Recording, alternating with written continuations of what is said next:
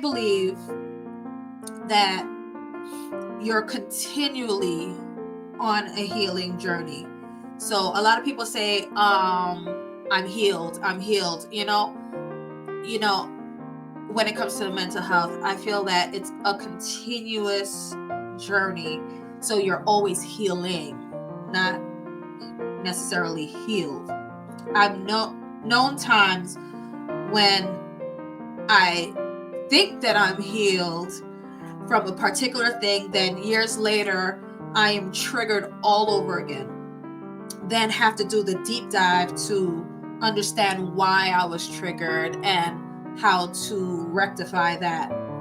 So we should always, in my opinion, we should always try to attain the healthiest versions of ourselves and never settled for the unhealthy version. So, and to me, that's a continual process.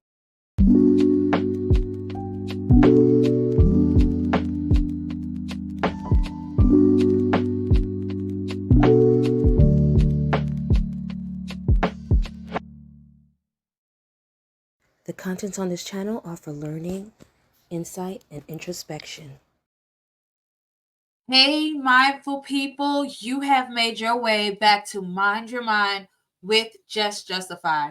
So I know you saw the thumbnail, so let's jump right in. We are talking about the art of healing. So let's get into it. Anyone who is on a healing journey, my advice would be that healing is not linear. It's a complex process. One minute you'll be smiling and the next you'll be crying uncontrollably with no explanation. One minute you'll be filled with positivity and the next the negative thoughts will come creeping back in. But on the days that you feel like you've reached a fork in the road, remember that the bad days do not define your growth. Bad days do not mean that you haven't progressed. You see, healing is an ever-changing force that drives us to new levels. And I believe that when we reach those new levels, we are forced to face versions of us that we do not like. The versions of us that we try to hide from the world.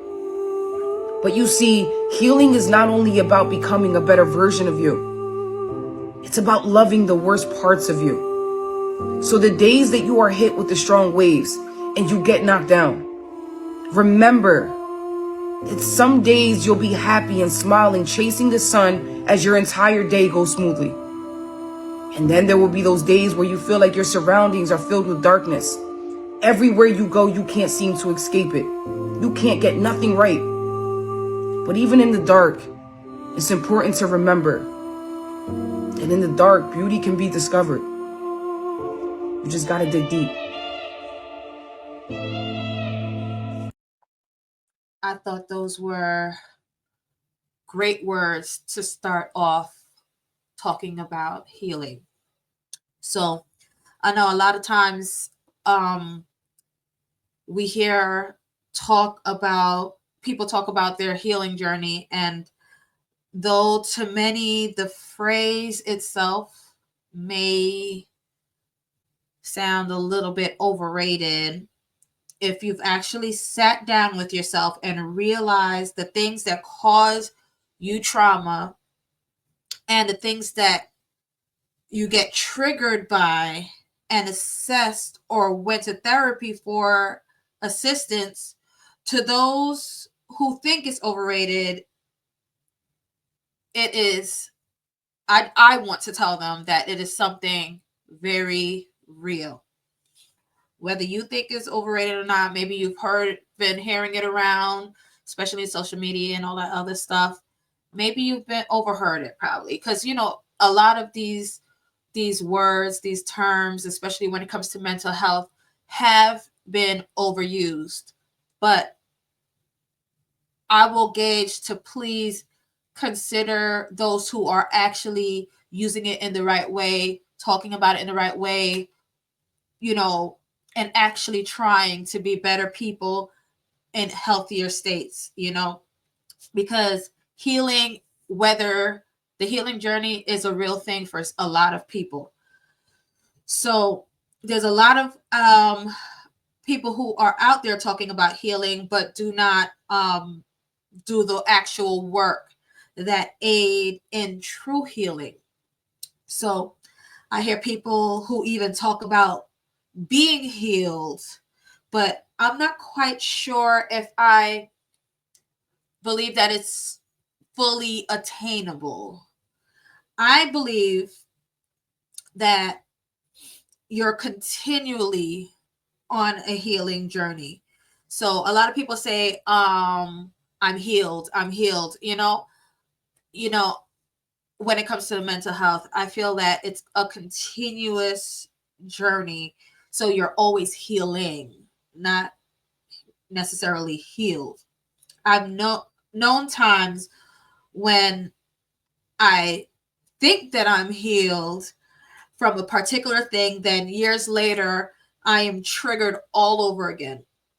Then have to do the deep dive to understand why I was triggered and how to rectify that.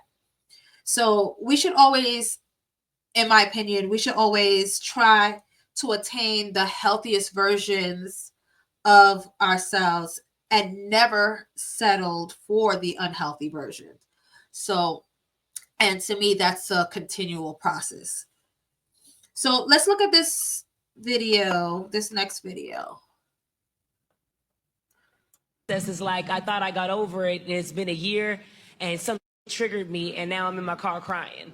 The healing process is I'm still screaming and angry about something that happened a long time ago that I thought that I had gotten through. A lot of people don't choose not to heal because of how hard it is. Healing is, right? It's like an emotional battle between you and yourself. Every day you have to choose you. So it's a very real experience, and it's not, people say go heal, like it's easy, like it's quick. It's not. It's a long, hard process, but when you do it, baby, I swear to God, you crying. Woo! So I'm telling you, when you do it, that glow up, right? Ooh. Because what happens when we do heal is, yes, it still hurts a little, but we look at our journey and everything that we've been through, and that same cut, that same wound will not hurt you again. You cannot hurt me from something that I have healed from, okay? But in the same token, we cannot heal if we keep on touching the fucking stove, right? If we keep doing what we know we're not supposed to be doing. But the healing process is not fun. It isn't sweet. It's a journey. It's a really long, hard journey, and sometimes we gotta do it alone. So I like that she brought up the reality that the healing process is not always easy. There are actually going to be some days that may hurt. And, as she said, it may like rush in and you're just there crying because it hurts so much, or, it's that hard. So you'll also, sometimes go through a grieving process, or, you have to face some hard truths. So it is not always easy, but it is important to stay focused and know, even though it's not easy, it is still worth it. So at the end of that video, she made a mention that sometimes we have to do it alone, which is not always the easiest thought to some people. I know I struggled with that sometimes, but sometimes you may have to go through it alone. So let's look at this next video. One of the hardest things about healing, about getting better, about self-improvement is the fact that you gotta let people go. The fact that you cannot bring everybody with you on your healing journey. The fact that you have to cut away, stay away from, and cut off people you care about. The fact that while you are elevating, you have to watch people fall. And you cannot look back or try to save them, because that never works. And you have to keep going. You have to stay focused on the goal. So I look at the aspect of healing like, let's say, like an alcoholic who is recovering. Basically, they cannot go to a bar like the average person, because it may cause a setback for them, right? So is the person who have to, sometimes their healing journey requires distancing themselves from people who may trigger them or may be harmful to their progress altogether. So, not everyone is going to understand your healing journey. So, that's something important to understand when you move forward, right? So, let's check out this next video. Expecting somebody to understand your healing process is wild, dog, because they're not going to understand it. You feel what I'm saying? That's whether you're healing from a relationship, friendship, whether you separated from family, whether you separated from a parent. I think a lot of times when we go through these situations in regards to healing, we want to talk to somebody. You know what I'm saying? When I first realized I was dating a narcissist, when I first realized I was, coming from a narcissistic family system, I just wanted to talk to somebody about what I was going through. You feel what I'm saying? I ended up going to therapy, and I ended up connecting with a lot of people who been through the same thing as me eventually. But at first, you going through so much pain and you're healing from it, and you're waking up and you realize certain things, and you kind of just want people to hear you out. So you just like diarrhea at the mouth to anybody that's near you. But like I said in the beginning, expecting people to understand your healing process is crazy. It's nonsense, because most situations is like, if the person hasn't been through specifically what you've been through, then they won't understand. You feel what I'm saying? So you kind of gotta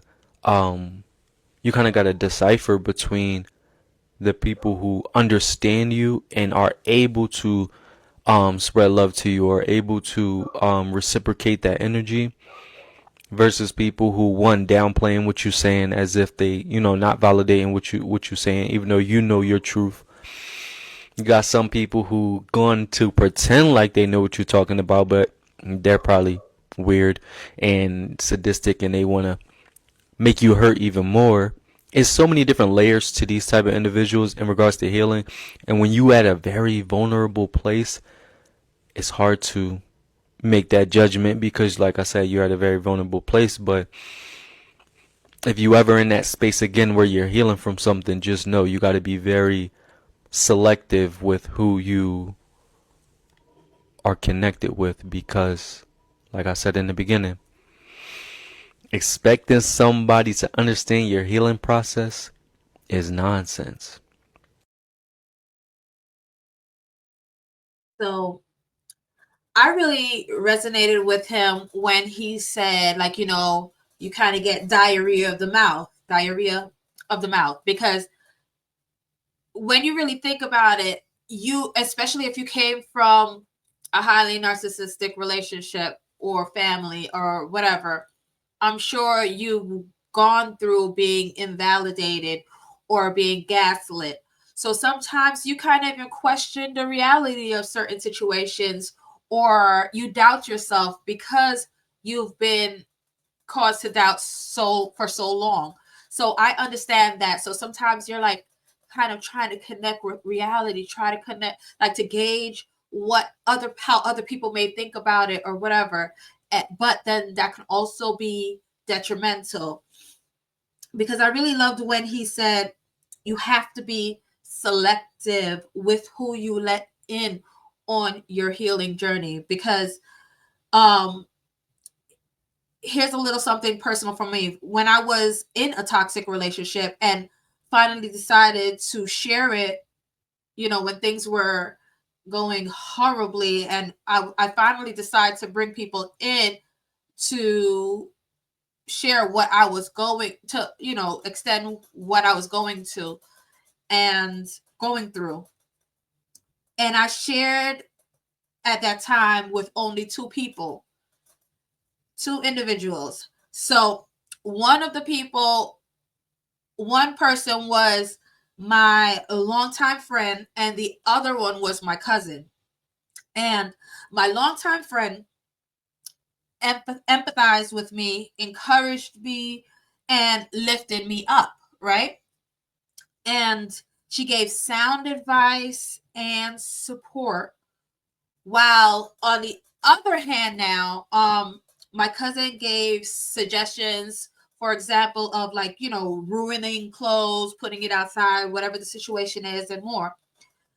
So in hindsight, it could have made the situation stickier than how it already was. So, you have to be selective on who you bring in to your healing journey. I would also like to share this next video. When it comes to your individual healing and growth journey, everyone won't understand what you're going through. They won't always understand what's required of you throughout this very intimate, personal, and complex journey. Behaviors that can seem negative or counterproductive to the naked eye, like withdrawal, isolation, or separation, could actually be necessary boundaries so that you can have space to amplify and really sit in reflecting on all the things that you have been through that have impacted you and that have gotten you to this space. And it also requires time for you to minimize and decrease outside noise and distractions so that you can have clarity on who am I and what do I want and what am I really working towards.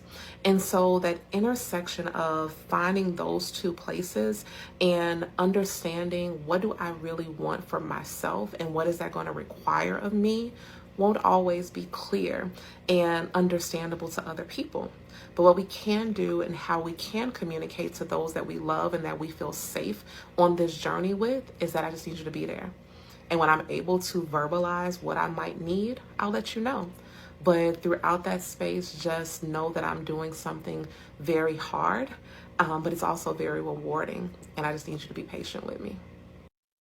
Right. So, like, I tend to be one of those that need isolation sometimes when I'm healing to kind of clarify my thoughts and, kind of calm the overstimulation and all of that. But she also talks about proper communication to the people you love, to just like communicate to them, to just be patient with you and be there with you until you're able to verbalize your process. So, admittedly, though, that has always been one of my struggles, with, as I try to gauge those people that I trust, to try to gauge the people that I can trust. So, but that is definitely one of the items in my healing process, what I am also working on. So, whether the world glamorizes or diminish the healing process, it still needs to happen for many of us. So I encourage you through the good days or the bad to keep going and moving forward to a healthier you. So, real quick, I do have a quote for the mindful moment.